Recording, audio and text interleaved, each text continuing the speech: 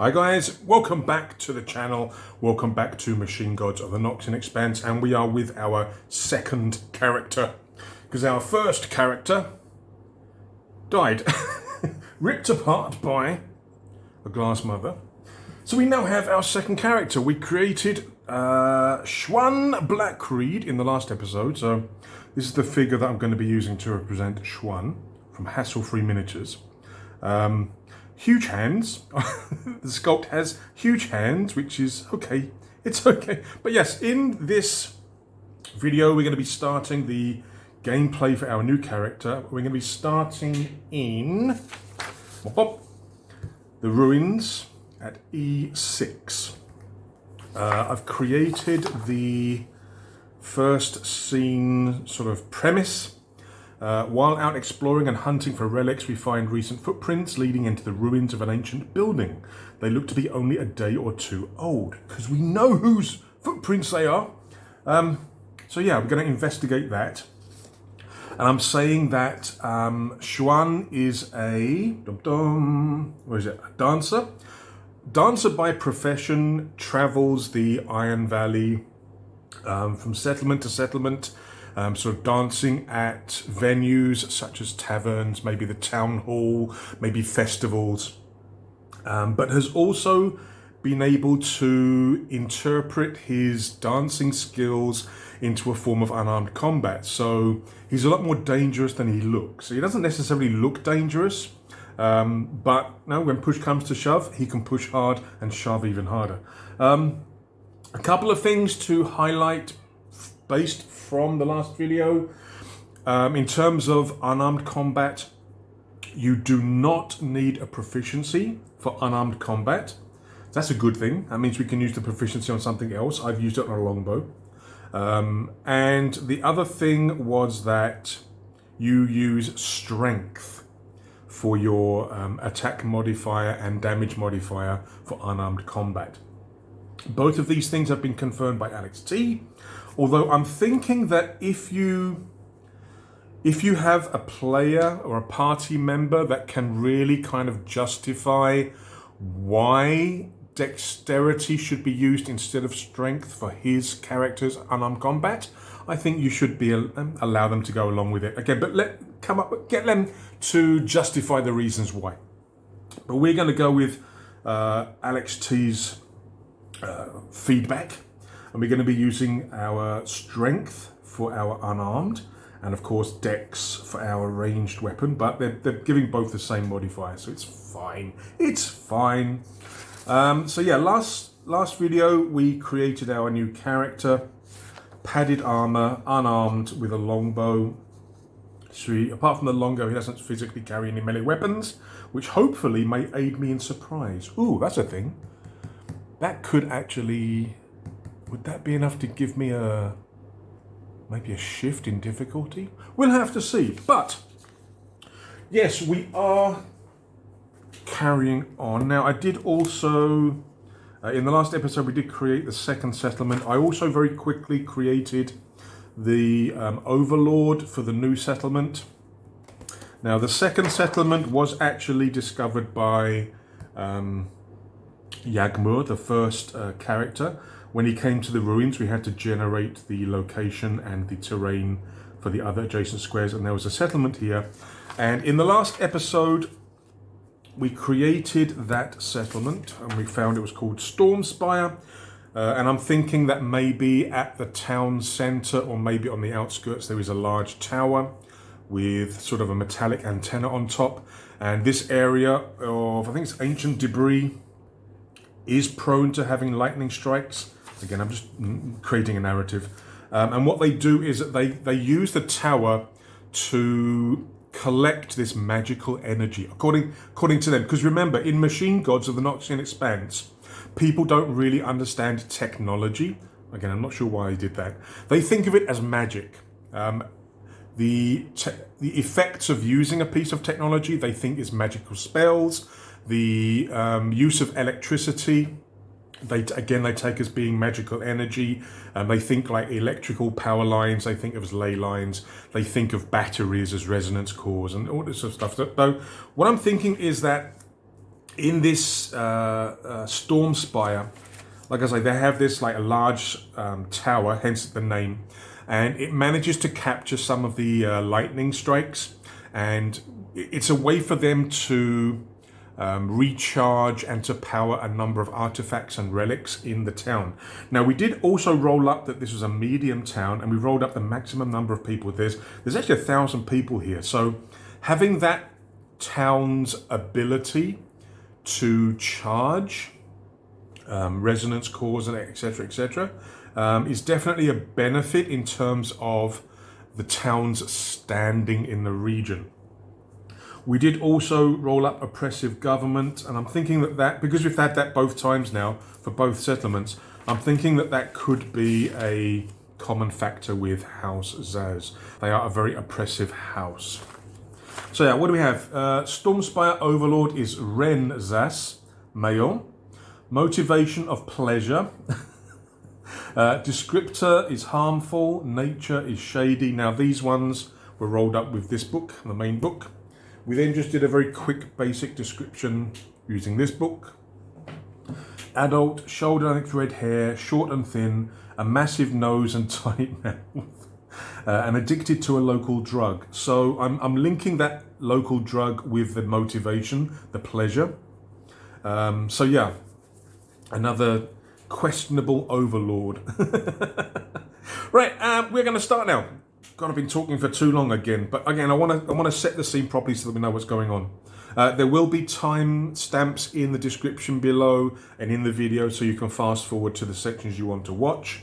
Also, there'll be links below for things such as the Blackoath Patreon, where you can get this game, and the Blackoath website.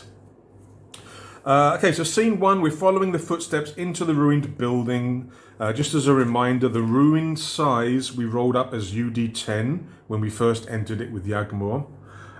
We don't have the timer mechanic currently.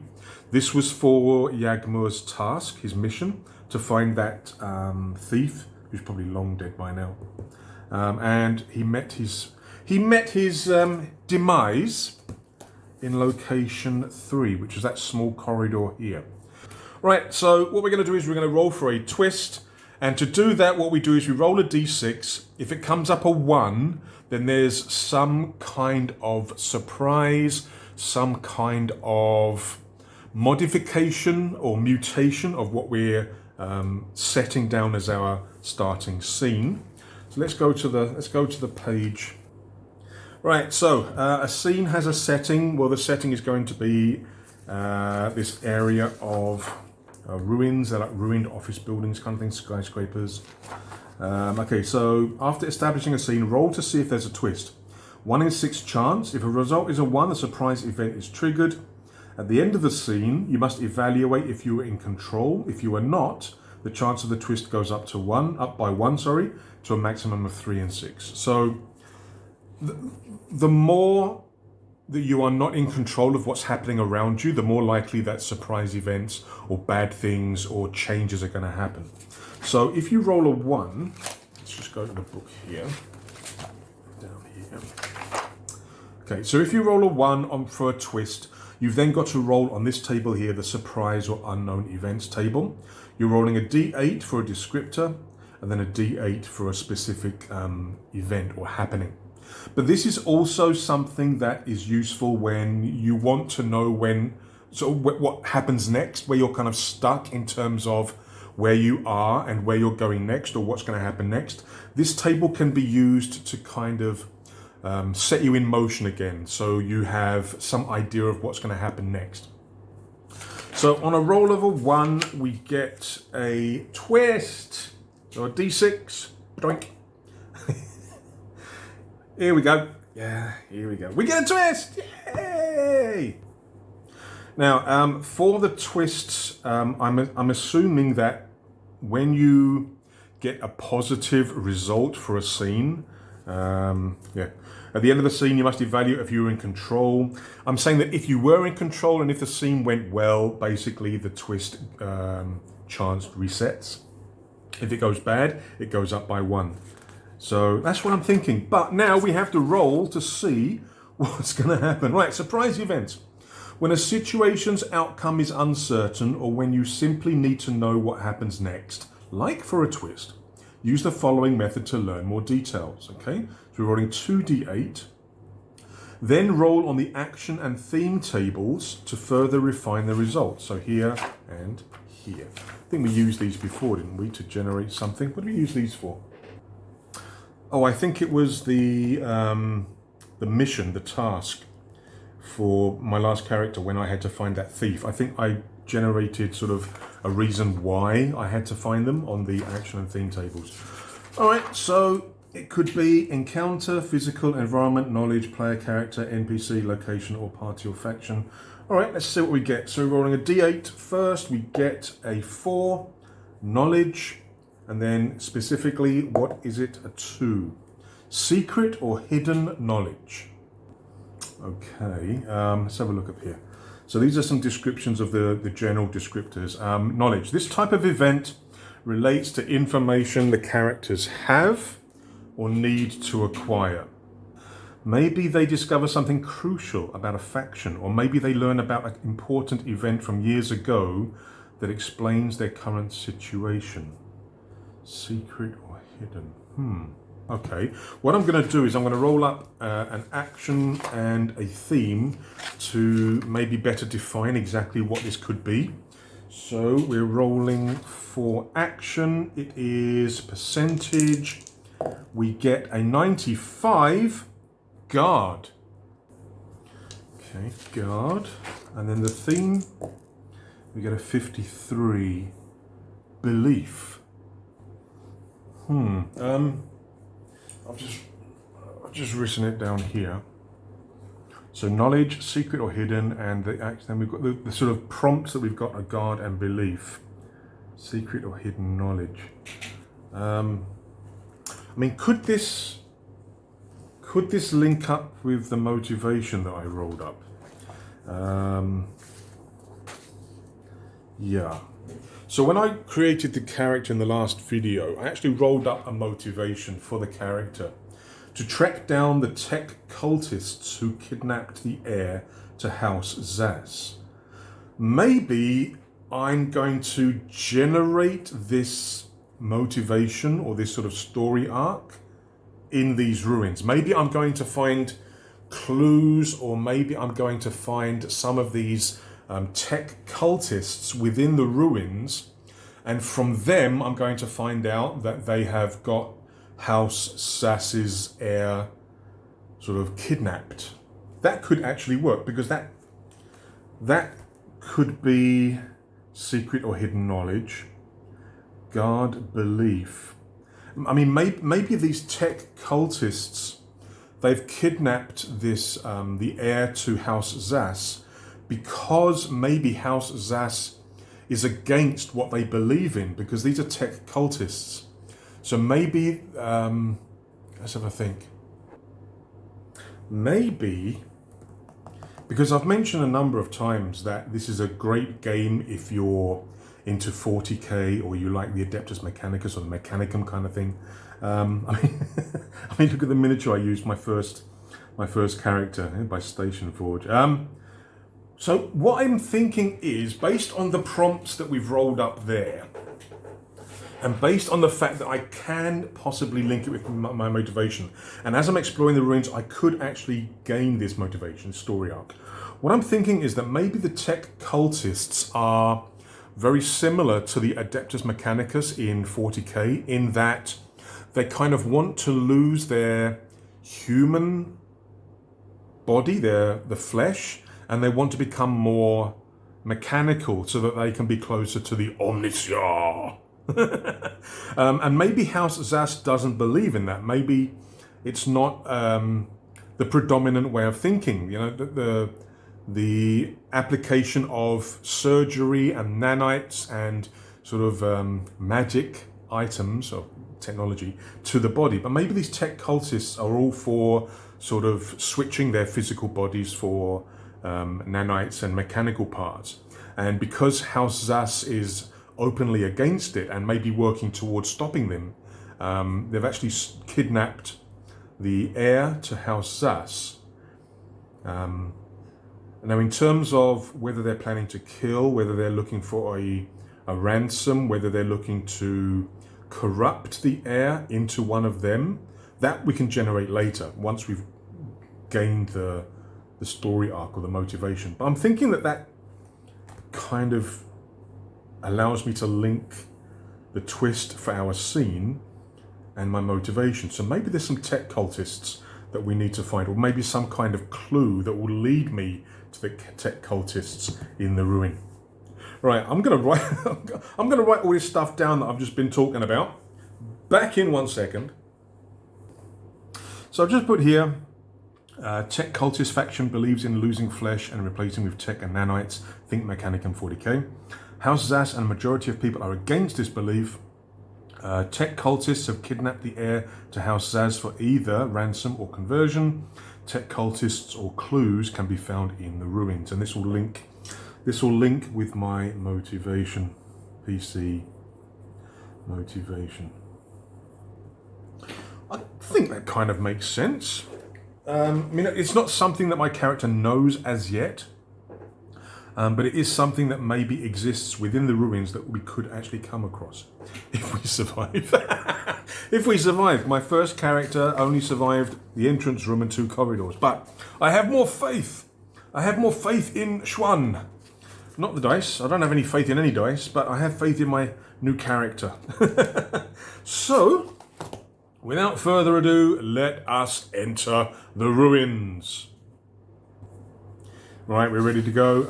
Oh, I forgot to mention earlier, I have had to put the ceiling fan on as well as my aircon. It's just so hot here at the moment. So if you do hear a little bit of sort of background noise from the fan sort of blowing on the microphone, I do apologize, but it's just so hot. I can't just rely on the aircon at the moment. So apologies if that is the case. If there's no noise in the background, then just ignore what I just said.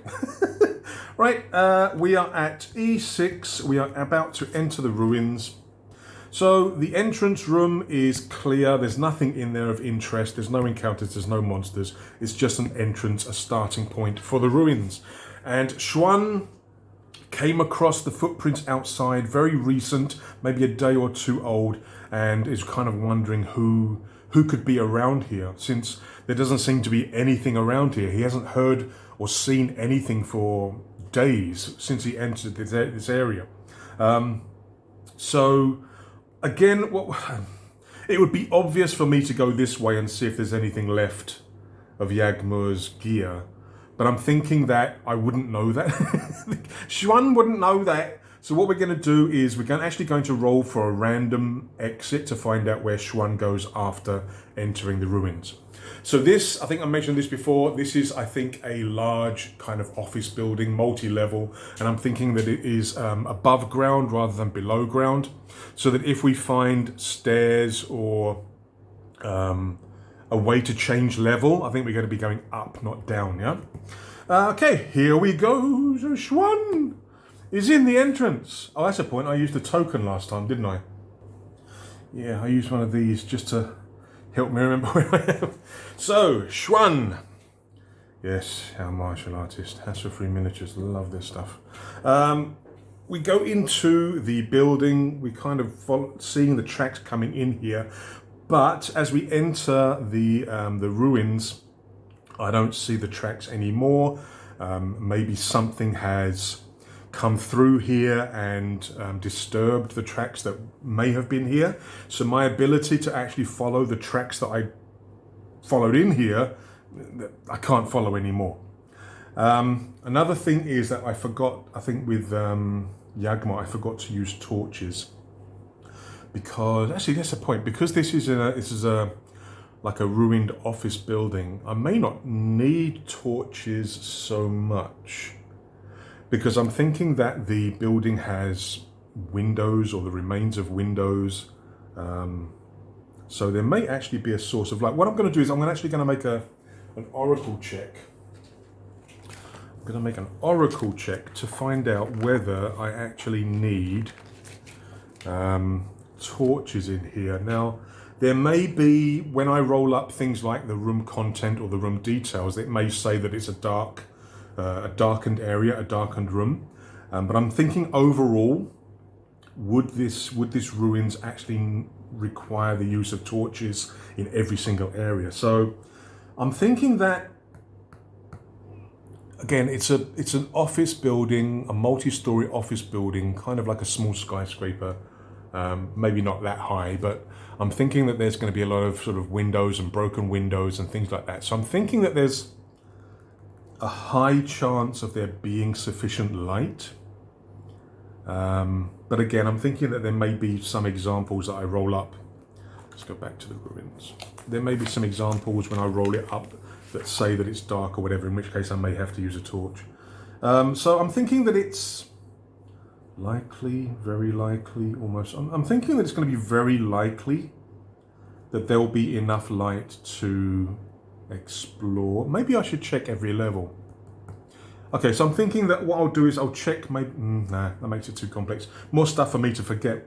So I'm thinking it's going to be very likely that we won't need to use torches unless a specific room says that it's dark or prohibits light from coming in. So, very likely it happens on a 6 or higher. So D20. Doink.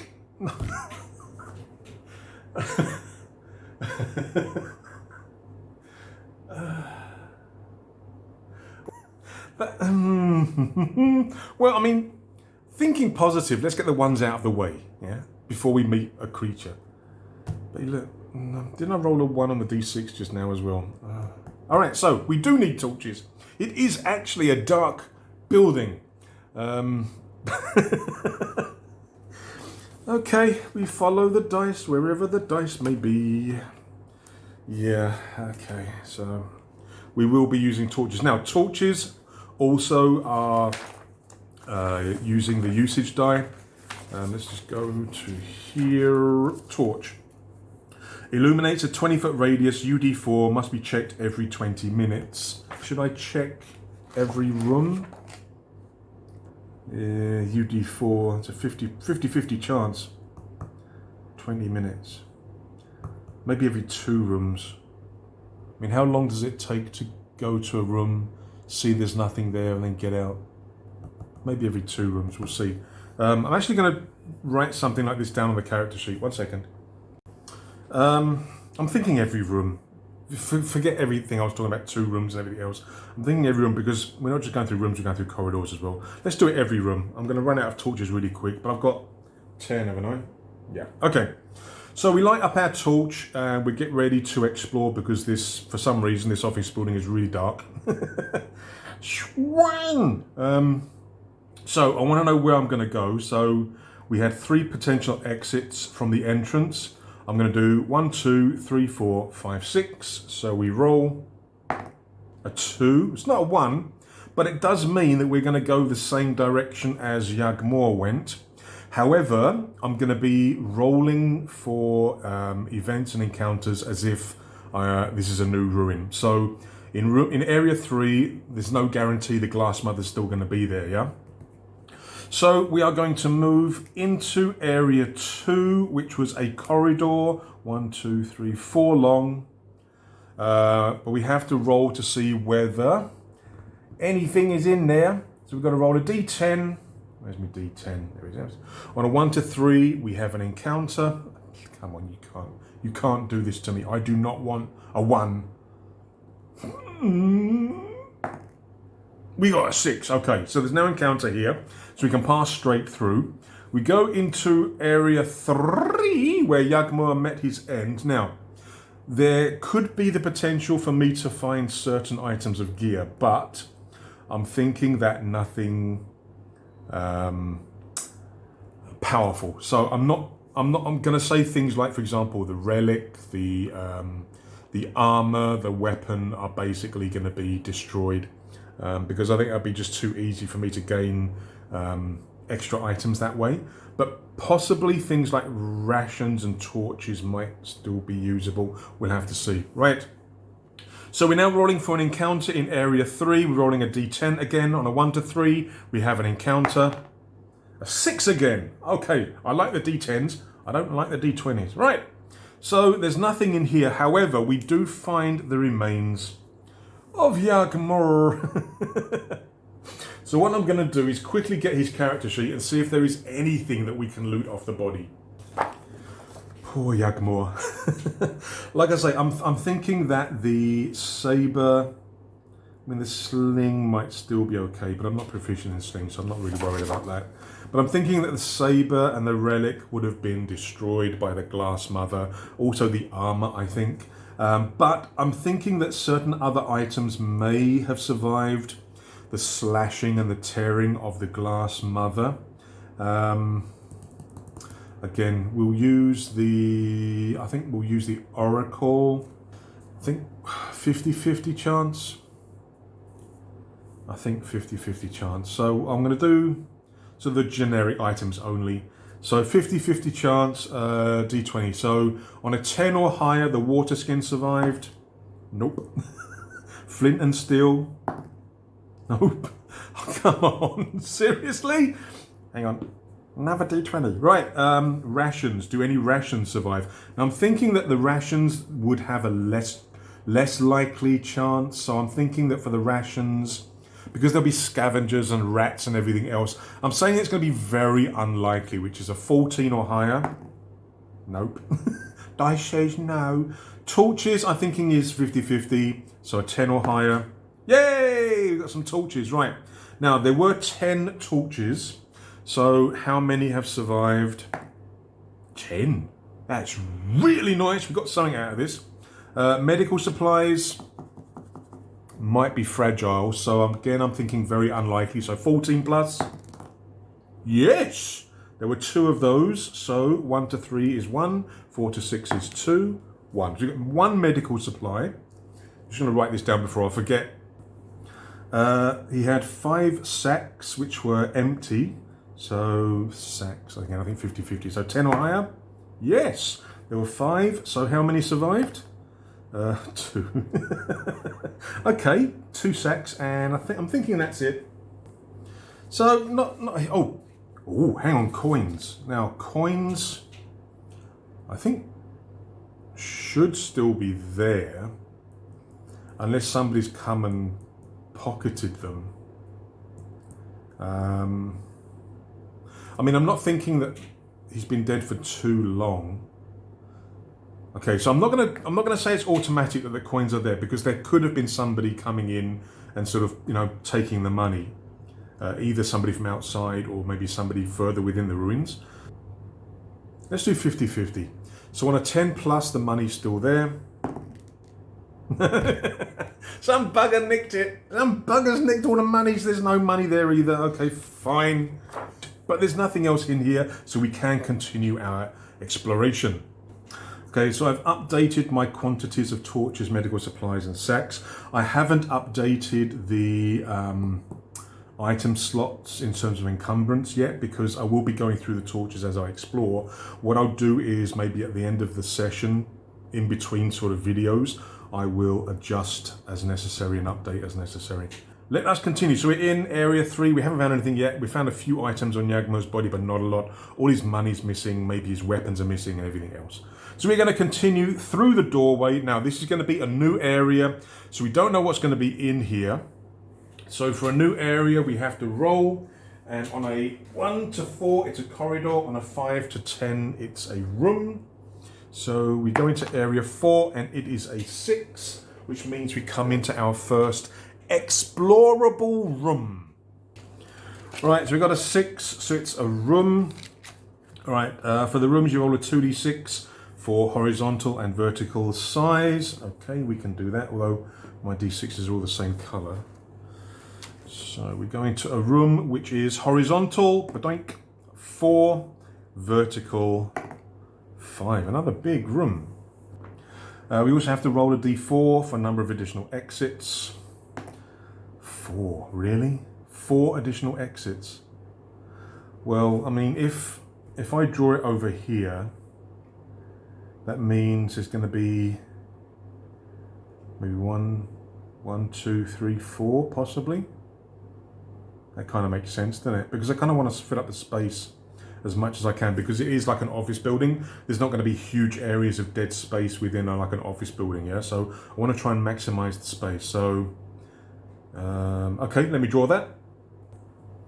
Right, so this is our new room. It is 4 by 5. We've got a door on either side and 2 doors or 2 exits at the bottom. So we're now in area 4. Move the dice out of the way. Right, now when you enter a room, let me bring the book over to here. If you enter a room, roll on the room contents table and use the room details tables to learn more about it. You've then got to do the encounter. So you basically have got to identify what the room is and what's inside first before you roll up the encounter. Okay, we can do that. So room contents, we're rolling a d6. Doink, a 1. The hell? A 1. Empty. There's nothing of interest here whatsoever. Sometimes a 1 is good. Contents and details.